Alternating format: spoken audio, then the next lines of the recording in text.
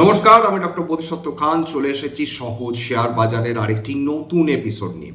প্রিয় বন্ধুরা, আশা করি সবাই ভালো আছেন এবং সুস্থ আছেন।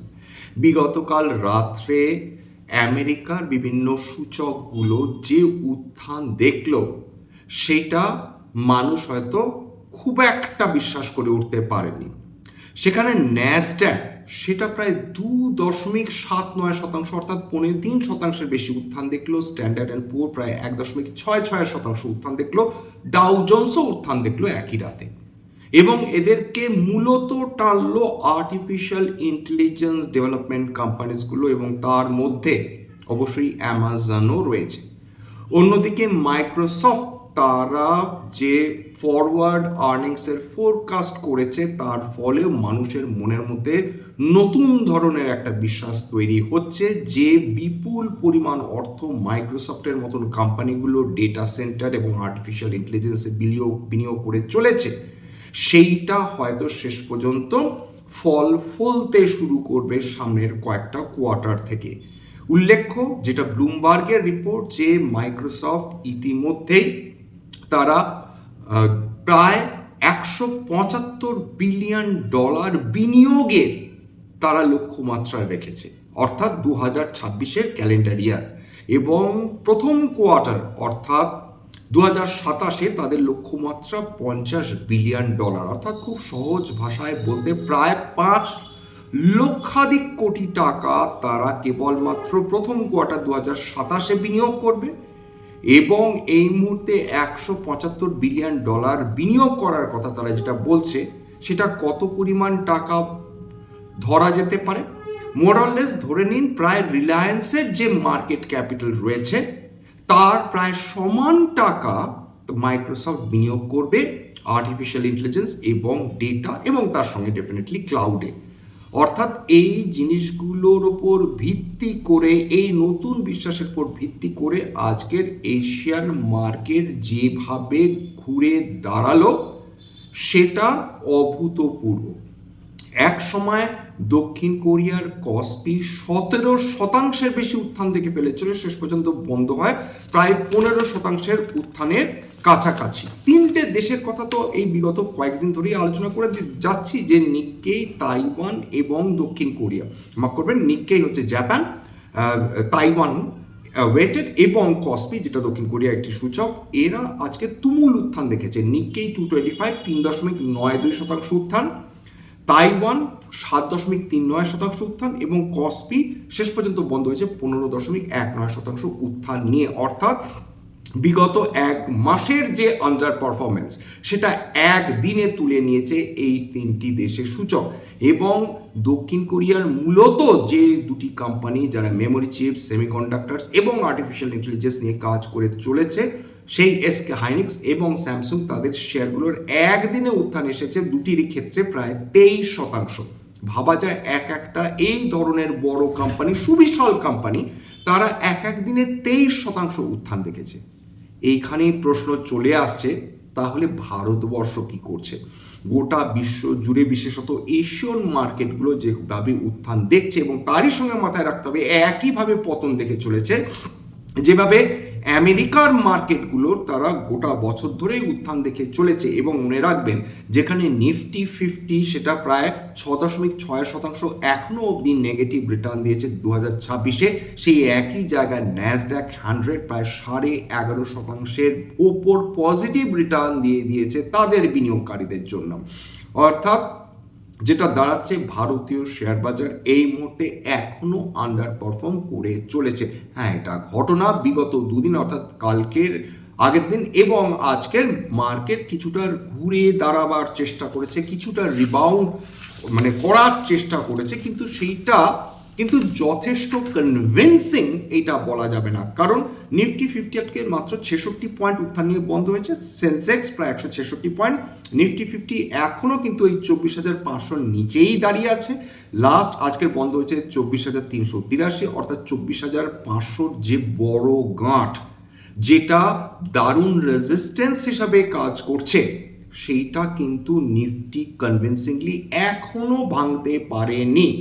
এবং এর সঙ্গে যোগ করুন, সকালে ছিল রুমাল, বিকেলে হয়ে গেল বাঘ, অর্থাৎ এশীয় বাজারের এশীয় মার্কেটগুলো যতই ভালো করুক না কেন, আমাদের ভারতবর্ষের অর্থনীতি যেটার কারণে বারবার আঘাতপ্রাপ্ত হচ্ছে, অর্থাৎ স্ট্রেট অফ হরমুজে আজকে নতুন করে দুর্ঘটনা ঘটেছে। বলা ভালো যে নতুন করে একটা আক্রমণের সূচনা হয়েছে। আমেরিকা তাদের যুদ্ধজাহাজকে সঙ্গে করে কিছু তেলবাহী এবং গ্যাসবাহী জাহাজকে স্ট্রেট অফ হরমুজ দিয়ে পাস করাবার চেষ্টা করছিল। অন্যদিকে ইসলামিক রেভলিউশনারি গার্ডস কর্প অর্থাৎ IRGS ইরানের সেই তাদের যে সেনাবাহিনী, তারা এর মধ্যে কয়েকটি জাহাজকে নতুন করে আঘাত হেনেছে।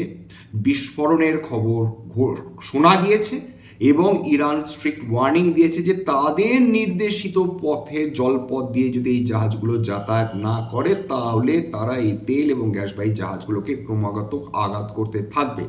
এবার নির্দিষ্ট জলপথ দিয়ে তেল এবং গ্যাসবাহী জাহাজগুলো যাবে, তার অর্থটা খুব সহজ, তোমরা আমাদের জলপথ দিয়ে যাও, আমাদের গুন্ডা ট্যাক্স দাও, তাহলে আমরা তোমাদের সেফ প্যাসেজের ব্যবস্থা করব। এখন দুটো দেশ অর্থাৎ আমেরিকা এবং ইরান যেটা করে চলেছে, যেটা বারবার বলে চলেছি, তারা গুন্ডা ট্যাক্স আদায়ে সচেষ্ট এবং বিশ্বের সমস্ত দেশ, তার মধ্যে ভারতবর্ষ রয়েছে, তারা বাধ্য এই গুন্ডা ট্যাক্স দিতে। অর্থাৎ এই মুহূর্তে ইরান বা আমেরিকা তাদের প্রতি বাকি সেই সমস্ত দেশ কোনোভাবেই সহানুভূতি সম্পন্ন হতে পারে না, সহানুভূতিশীল হতে পারে না, যারা সরাসরি তেল এবং গ্যাসের ওপর আমদানির ওপর পুরোপুরি নির্ভরশীল। তার মধ্যে ভারতবর্ষ ডেফিনেটলি রয়েছে। খুব সত্যি কথা বলতে আমেরিকার কোনো কালে মারাত্মক বেশি পরিমাণ বন্ধু ছিল না, কিন্তু ইরানের বন্ধু সংখ্যা তার থেকেও আরও বেশি কম। এবং ইরান বর্তমানে নিজে বাঁচার জন্যে যে স্ট্র্যাটেজিটা তারা অ্যাডপ্ট করেছে বা আশ্রয় নিয়েছে, সেইটা কতদিন তাদেরকে সাপোর্ট করতে পারে এটাও কিন্তু বড় প্রশ্ন উঠে যাচ্ছে। এবং এই যে তেলবাহী জাহাজগুলোকে ইরান আক্রমণ করেছে, এর ফলে ক্রুড অয়েলের দাম ইতিমধ্যেই প্রায় 2.5% বেশি উত্থান দেখে ফেলেছে, $86 কাছাকাছি ট্রেড করছে।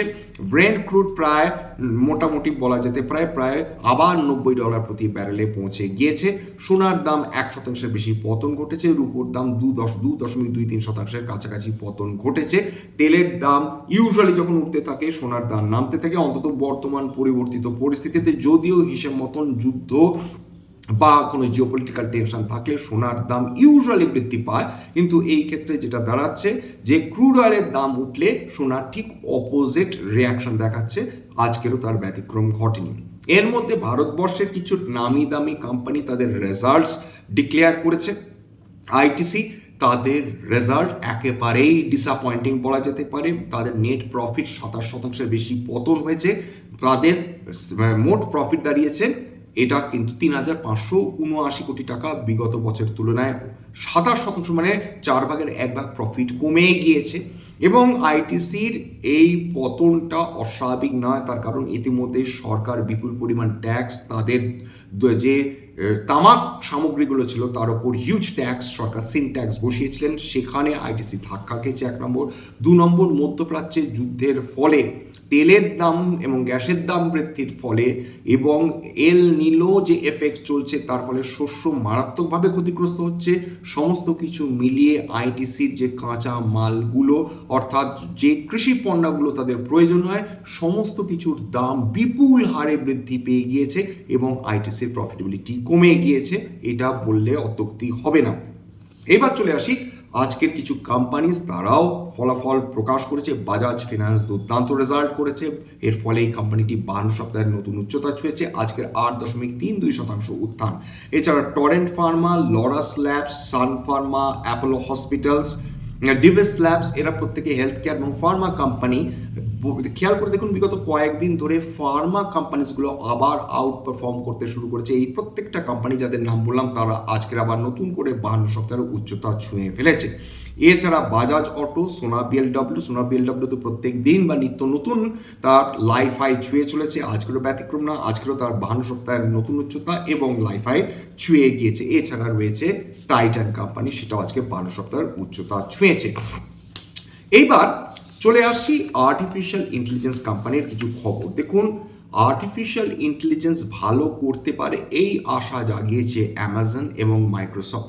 তার সরাসরি প্রভাব পড়েছে এশীয় মার্কেটগুলো, অর্থাৎ জাপান, দক্ষিণ কোরিয়া এবং তাইওয়ান, যারা semiconductors, memory chips, graphic processing unit এবং ডেটা সেন্টার নিয়ে নিয়মিত কাজ করছে, তাদের যেহেতু স্টক মার্কেট আজকে হিউমাঙ্গাস রাইজ দেখিয়েছে, দুর্দান্ত উত্থান দেখিয়েছে, তার সরাসরি প্রভাব পড়েছে ভারতবর্ষের যে আর্টিফিশিয়াল ইন্টেলিজেন্স কোম্পানিগুলো বা আর্টিফিশিয়াল ইন্টেলিজেন্স ডেভেলপমেন্ট কোম্পানিগুলো তার উপর। আজকে নেটওয়েব টেকনোলজিস খেয়াল করে দেখুন, বিগত দুদিন ধরে এশীয় মার্কেটগুলো তারা দারুণ পতন দেখছিল, এই তিনটে দেশে শেয়ার মার্কেট পতন দেখছিল এবং এদের আর্টিফিশিয়াল ইন্টেলিজেন্স লেড যে ডেভেলপমেন্ট কোম্পানিসগুলো তারাও সমানে পতন দেখছিল। তার ফলে নেটওয়েব টেকনোলজিস অত্যন্ত ভালো ফল করা সত্ত্বেও তার শেয়ার দরেও লাগাতার পতন চলছিল। কিন্তু আজকের যে মুহূর্তে এশীয় বাজারগুলো উত্থান দেখলো, তাদের এআই কোম্পানিগুলো উত্থান দেখলো, সঙ্গে সঙ্গে কিন্তু ভারতবর্ষে যে এআই কোম্পানিসগুলো রয়েছে বা এআই ডেভেলপমেন্ট কোম্পানিসগুলো রয়েছে তারাও আজকে উত্থান দেখলো। নেটওয়েব টেকনোলজিস আজকে 7.84% উত্থান। যে E2E নেটওয়ার্কস তারা খুব ভালো ফলাফল করেছিল এবং তারপর যেটা দাঁড়ালো যে অত্যাধিক উত্থান হয়েছে এই স্টকটিতে, তারপর কিন্তু লাগাতার লোয়ার সার্কিট খাচ্ছিল। আজকের আবার কিন্তু এটা আপার সার্কিট খেয়েছে, 4.99% উত্থান দেখেছে। এছাড়া যদি বলেন যে ব্ল্যাক বক্স, সেই ব্ল্যাক বক্সও কিন্তু ভারতবর্ষে এআই লেড ডেভেলপমেন্ট কোম্পানি, সেটাতেও আজকের প্রায় 3% কাছাকাছি উত্থান এসেছে। এছাড়া ক্রম্পটন গ্রেভস পাওয়ার সেমিকন্ডাক্টরস নিয়ে ডিল করে ডেটা সেন্টার্স নিয়ে কিছুটা কাজ করছে, 3.68% উত্থান। এছাড়া সমস্ত ক্যাপিটাল গুডস কোম্পানি, এর মধ্যে হিতাচি এনার্জি, জি ভার্নোভা, টি&ডি, এরা প্রত্যেকে 3-4-5% করে উত্থান দেখে ফেলেছে। তাহলে মোটামুটি দুটো ভাগে ভারতীয় কোম্পানিসগুলোকে এই মুহূর্তে ভাগ করে দেওয়া সম্ভব হচ্ছে। একদল রয়েছে যারা সরাসরি কাঁচা অপরিশোধিত জ্বালানি তেলের উত্থান পতনের উপর নির্ভর করে চলেছে, আরেক দল new age business, technology led business, অথচ যারা ইনফরমেশন টেকনোলজি কোম্পানি নয়, এই ধরনের কোম্পানিজ, বিশেষত এআই কোম্পানিজ, তারা এশিয়ান বাজারের মুভমেন্টের ওপর লক্ষ্য রেখে চলছে। খুব ইন্টারেস্টিং, এরকম ভারতবর্ষের ক্ষেত্রে এরকম দুটো আলাদা গ্রুপ হয়ে গেছে যারা দুটো ভিন্ন প্যাটার্ন ফলো করে চলেছে। এইটা কিন্তু একটা ইন্টারেস্টিং ডেভেলপমেন্ট বলা চলে। তার মানে যেটা দাঁড়াচ্ছে যে একদিকে আইটি কোম্পানিজগুলো তারা তখনই উত্থান দেখবে যদি এআই কোম্পানিজগুলোতে পতন আসে, অথবা এআই কোম্পানিজগুলো উত্থান দেখবে বা সাধারণত দেখছে যদি এশীয় বাজারগুলোতে এআই কোম্পানিজগুলো উত্থান দেখে।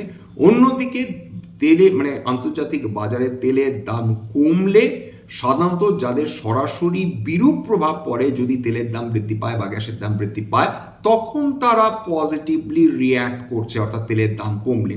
এরকম একটা ভাগ, অর্থাৎ বাজার একটা ডিভিশন চলে এসছে, একটা সেগ্রিগেশন চলে এসছে এবং যেদিন যেরকম পারফরমেন্স করছে, যে ধরনের মার্কেট বা কমোডিটি মার্কেট যেরকম পারফরমেন্স করছে, সেই অনুযায়ী কিন্তু ভিন্ন ভিন্ন গ্রুপের স্টকসগুলো কিন্তু সেই অনুযায়ী পারফরমেন্স করছে, এটা বলা যেতে পারে।